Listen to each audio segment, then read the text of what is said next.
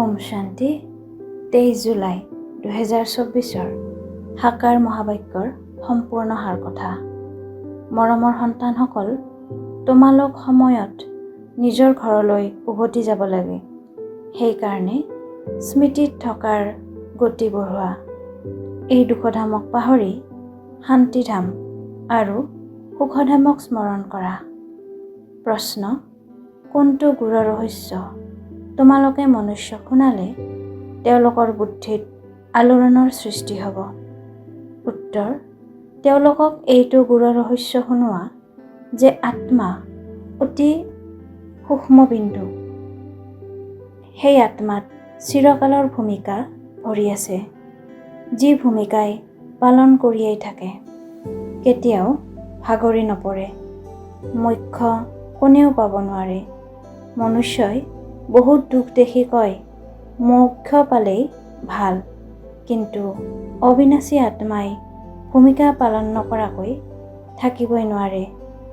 এই কথা শুনিলে তেওঁলোকৰ ভিতৰত আলোড়নৰ সৃষ্টি হ'ব।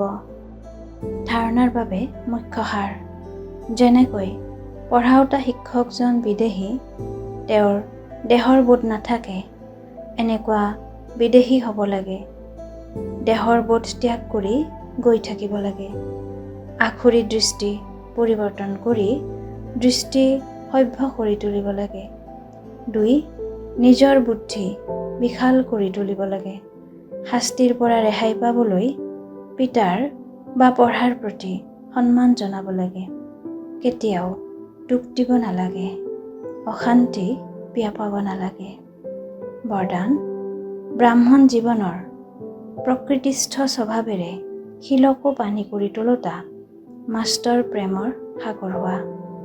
যেনেকৈ মনুষ্যই কয় যে প্ৰেমে পাথৰকো পানী কৰি দিয়ে, তেনেকৈ তোমালোক ব্ৰাহ্মণৰ প্ৰকৃতিস্থ স্বভাৱ হৈছে মাষ্টৰ প্ৰেমৰ সাগৰ।